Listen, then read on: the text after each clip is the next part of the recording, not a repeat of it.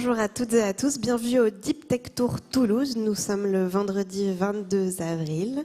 Nous sommes à l'INSA de Toulouse et on va parler Deep Tech, valorisation des travaux de recherche, innovation, entrepreneuriat, à travers des tables rondes, des témoignages de chercheurs, d'entrepreneurs et des tables rondes. J'invite pour introduire cette journée donc le directeur de l'INSA Toulouse. Voilà, bienvenue. J'invite aussi, on va faire monter tout le monde sur scène, donc également Philippe Rimbaud de l'Université fédérale de Toulouse et Paul-François Fournier de BPI France. Voilà. Je vous invite à vous asseoir juste derrière, voilà, dans les fauteuils. Vous aussi, allez-y, comme vous voulez. Très bien, donc Bertrand Raquet, excusez-moi, je n'ai pas introduit votre nom. Je vous laisse présenter l'INSA. Et quelques mots, voilà, quelques mots d'introduction, quelques mots d'usage. D'abord, pour vous souhaiter la bienvenue sur le campus de l'INSA Toulouse. L'INSA est ravi d'accueillir le Deep Tech Tour. C'est un moment important. Et bien sûr, vous l'avez compris, nous le faisons au nom de l'Université fédérale de Toulouse, au nom de toute cette force de frappe du site, de son potentiel scientifique, et puis bien sûr ravi d'accueillir BPI France.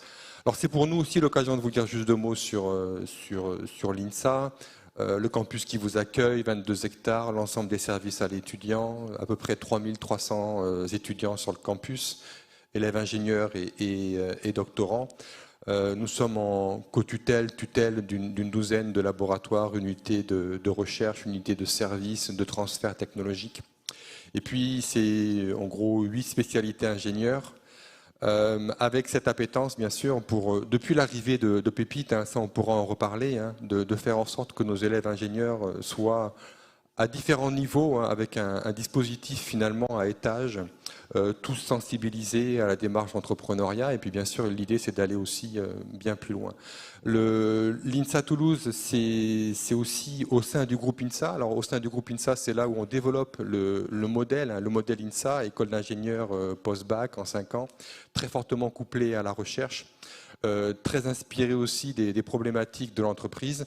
Et puis l'INSA Toulouse, c'est au cœur de l'Université fédérale de Toulouse, puisque notre recherche est complètement intégrée, et vous le savez qu'on est complètement donc, au sein d'un collectif.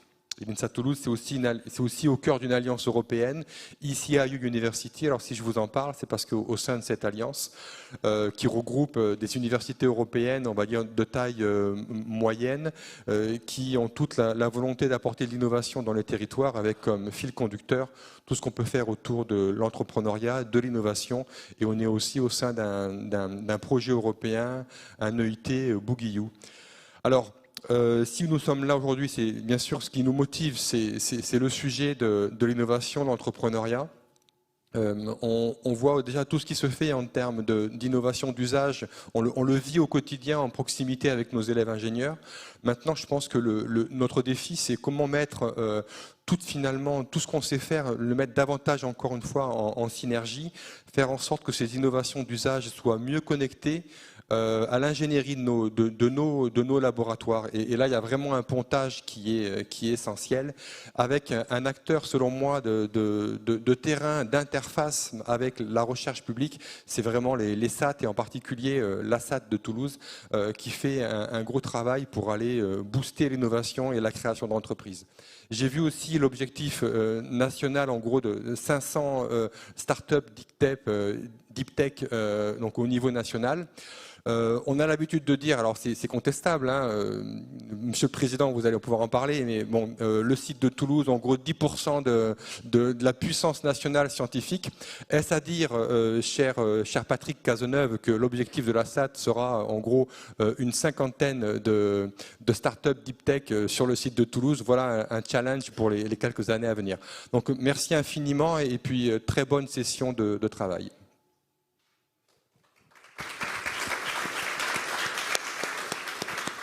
Merci pour ce mot d'introduction. Je laisse la parole à Philippe Rimbaud. Donc, vous êtes président de l'Université fédérale de Toulouse, contrairement à ce qui est écrit sur le panneau. Donc, vous n'êtes pas directrice Deep Tech. Non, pas vraiment. Mais peut-être bientôt, qui sait? Certainement, mais c'est vrai que pour un professeur de droit public, c'est pas naturel. Donc, néanmoins, vous dire tout le plaisir qu'on a effectivement à accueillir cette manifestation, remercier toutes celles et ceux qui l'ont rendu possible. D'abord l'INSA avec l'accueil, BPI évidemment, puisqu'il y a eu quand même une mobilisation depuis plusieurs mois déjà avec nos établissements, avec la SAT, qui a été très forte pour permettre l'organisation de cette journée, qui véritablement croise des enjeux stratégiques pour nous, puisque donc l'Université fédérale, en quelques mots, c'est 23 établissements d'enseignement supérieur public, 7 organismes de recherche qui sont présents sur le territoire, un partenariat avec le CHU, le tout représentant 107 000 étudiants, un petit peu plus même, et si on intègre les chercheurs des organismes présents, c'est pratiquement 8 000 enseignants-chercheurs et chercheurs, donc une force de frappe tout à fait importante. Donc l'Université fédérale porte depuis plusieurs années déjà le programme PEPIT pour le développement de l'entrepreneuriat étudiant, avec peut-être quelques éléments un petit peu spécifiques que je voudrais rapidement mettre en exergue. Notamment, je l'évoquais tout à l'heure avec la directrice régionale de BPI, le fait que nous, on a vraiment donné une dimension territoriale assez marquée à notre investissement sur ce terrain-là, avec notamment une présence forte dans ce qu'on appelle les villes universitaires d'équilibre. Et donc, le fait d'avoir ici des capsules qui vont pouvoir être réutilisées également pour animer l'entrepreneuriat étudiant dans ces villes, c'est essentiel. Le fait qu'effectivement, comme le disait Bertrand, on a un tissu, notamment d'écoles d'ingénieurs, qui est particulièrement important et qui nous donne une capacité à intervenir, notamment, non seulement sur la création d'entreprises, mais peut-être plus spécifiquement sur une création d'entreprise deep tech. Donc, des atouts véritablement à mettre en exergue.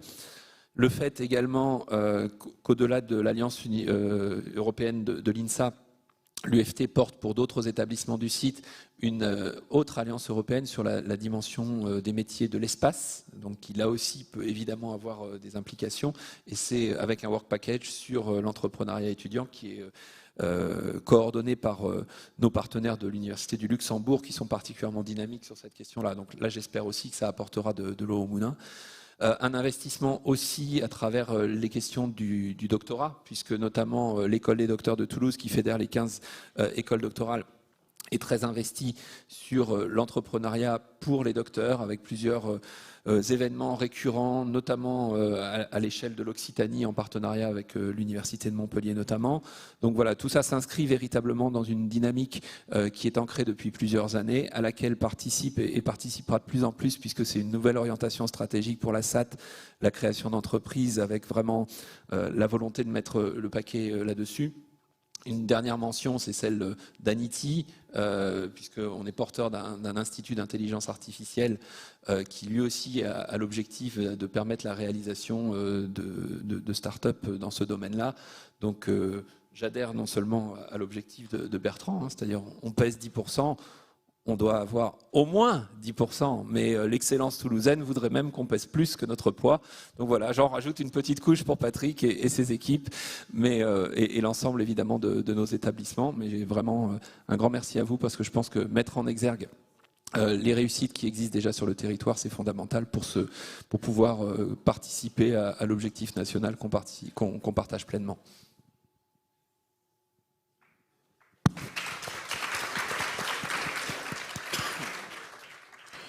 Merci beaucoup Philippe Rimbaud pour ces mots d'introduction. Et maintenant, je donne la parole à Paul-François Fournier, qui représente BPI France aujourd'hui. Ben, écoutez, moi je suis ravi d'être ici. Merci de votre accueil. Déjà, beaucoup de choses ont été dites. Je crois qu'il y a une transformation qui est déjà en cours depuis longtemps et qui est en train de s'accélérer. Et tout ce que vous avez dit, je crois, marque cet engagement collectif qu'on essaye de matérialiser aujourd'hui, mais qui en fait est un travail de fond qui se fait au niveau des écosystèmes locaux. Notre conviction, et c'est ce qu'on partage, je crois, avec vous, c'est que au fond, les startups sont un nouvel outil de création d'innovation. Ça ne veut pas dire que le transfert de technologie avec des PME et des entreprises intermédiaires ou des grands groupes ne fonctionne pas. Et on voit très bien d'ailleurs à Toulouse les liens qui existent avec en particulier évidemment la filière aéronautique. Et donc là, on voit que ça a de la valeur. Mais on voit bien que, typiquement, je prends l'exemple régulièrement du spatial. Moi, il y a 5 ans, je dois reconnaître que je pensais que dans le spatial, les startups ne joueraient pas un rôle. J'étais un peu à contre-courant de moi-même. Je ne le disais pas trop, pour être honnête avec vous. Et force est de constater que je me suis trompé et que, effectivement, on voit bien dans l'écosystème de Toulouse que même sur cette verticale où on a des grandes structures, des grands groupes, ou sur l'aéronautique, on voit poindre ce nouveau modèle. Et c'est ça qu'on veut essayer de pousser. Et donc, nous, on est ravis de voir qui va se matérialiser dans cet objectif de 50. C'est génial. Patrick, qui vient d'arriver, prend cette très belle ambition. On va t'aider, Patrick, ne t'inquiète pas, puisque tous, en fait, on est dans le même bateau. Mais je crois qu'il y a dans votre écosystème tous les savoirs et tous les potentiels pour faire quelque chose de très important et de régénérer des filières qui sont absolument essentielles dans l'avenir, qui sont soit existantes, soit qui vont se créer, parce qu'il y a plein de choses qui sont en devenir. Donc c'est un peu ça qu'on va essayer de partager. Et à la fin, dans notre expérience, tout part en fait des dirigeants et en fait de dirigeants qui à un moment se disent on se lance. Et c'est ça qu'on veut partager, c'est que au fond, ça part d'une énergie personnelle de gens. Et c'est vrai que ça fait peur. C'est vrai que ça peut faire peur. Et ce qu'on veut dire aujourd'hui, c'est qu'en fait, vous êtes entourés quand vous faites ce pas. Et la France a beaucoup de soucis. Mais sur l'entrepreneuriat, je crois qu'on est en train de bâtir quelque chose où les entrepreneurs ne sont plus seuls, où ils ont autour d'eux des compétences, du soutien, du financement pour les aider à passer cette étape et à faire une très belle aventure que je crois on va partager dans cette journée. Donc merci encore à vous de votre accueil. Merci. Merci pour ces mots d'introduction. Je vais laisser disposer Monsieur Bertrand Raquet, président de l'INSA Toulouse. Merci encore pour ce mot d'introduction. Et pour le remplacer, j'appelle Anne-Cécile Brigot-Abadi, qui est directrice régionale Occitanie-Toulouse pour BPI France. Et donc, vous trois qui êtes sur scène, qui allez signer la charte dans quelques minutes, je voulais vous poser quelques questions sur qu'est-ce que ça représente pour chacun des établissements, des organismes que vous représentez. Et donc, du coup, je vais commencer par vous, Paul-François Fournier. Qu'est-ce que ça représente pour BPI France? Quels sont les objectifs, surtout, de cette charte? L'objectif, c'est un moment d'écrire l'ambition. On en a parlé, je crois qu'on la partage, on la vit au quotidien, les acteurs BPI France, les présidents d'université, les vice-présidents en charge de l'innovation, les SAT, l'écosystème régional d'accompagnement, l'écosystème des incubateurs. En fait, tout le monde travaille ensemble. Mais à un moment, c'est bien, je crois, et c'est ce qu'on a voulu de matérialiser, qu'on se comprend bien et qu'on a bien des directions et des priorités communes qu'on a matérialisées dans cette charte. Et donc, voilà, c'est comme un petit point de rappel et d'étape en disant, en fait, derrière cette action quotidienne, on sait où on veut aller et on est tous dans les mêmes rails pour faire puissance collective. Très bien, merci beaucoup. Je me tourne vers le président de l'université. Qu'est-ce que ça représente pour Alors, heureusement, ça représente la même chose. C'est-à-dire que ce serait un peu gênant si ce n'était pas le cas. Mais non, tout à fait. Moi, je suis d'accord que ça permet à un moment donné, alors qu'on a déjà avancé, et ça me paraît fondamental, de marquer une étape, de se dire qu'on a des acquis qui sont partagés et qu'on est désormais suffisamment mature pour se fixer des objectifs en commun. Moi, je préfère cette démarche-là, pour être très très franc, parce que signer des grandes conventions et faire du flonflon autour, c'est facile. Et puis, des fois, il n'y a absolument rien qui se passe derrière. Là, on a déjà un acquis de travail commun. Et c'est cet acquis qu'on valorise dans la convention. Et c'est normal de le faire, et c'est très bien de le faire. Et on se refixe des objectifs. Et donc, on va essayer de continuer à avancer sur cette ambition qui est majeure, encore une fois, pour les universités et les écoles du territoire. Très bien, avec 50 startups.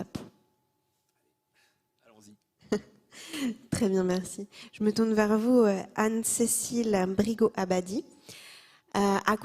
Sur quoi ça peut déboucher au niveau local, vous qui êtes directrice régionale? Bonjour, tout d'abord, merci à l'Université fédérale de Toulouse de nous accueillir aujourd'hui. Et je pense que cette convention met sur le papier des initiatives qu'on a déjà entreprises depuis un certain nombre d'années et de mois de manière plus active. Concrètement, localement, qu'est-ce que ça va mettre en lumière? Eh bien, des événements, comme on est en train de faire aujourd'hui, de porter haut l'entrepreneuriat au sein des laboratoires, de mettre des lumières sur des startups qui ont réussi. J'en vois certaines qui sont présentes aujourd'hui et que l'on a accompagnées. Ça va mettre en avant un rapprochement de nos équipes. Sur Toulouse, c'est 35 personnes chez BPI France. C'est 6 personnes qui travaillent sur la thématique de l'innovation. Et ces 6 personnes-là vont évidemment venir à la rencontre des étudiants, des chercheurs, pour faire rentrer cette thématique de l'entrepreneuriat dans les laboratoires et puis au sein des universités. Très bien, merci beaucoup. Eh ben, si vous êtes tous d'accord, on va signer, enfin, vous allez signer la charte.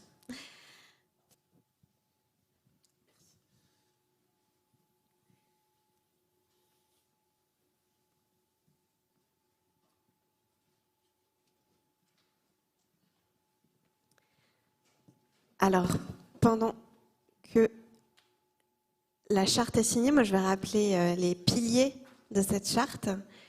Donc le premier pilier, c'est sensibiliser les étudiants, doctorants et chercheurs à l'entrepreneuriat.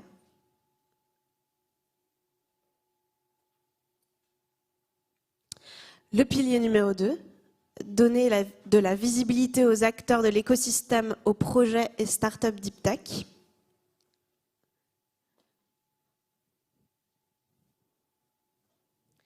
Pilier numéro 3, accompagner financièrement les chercheurs, les doctorants et les entrepreneurs.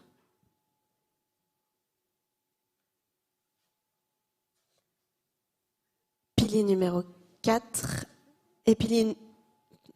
accompagner les entrepreneurs et startups deep tech sur les plans stratégiques et opérationnels.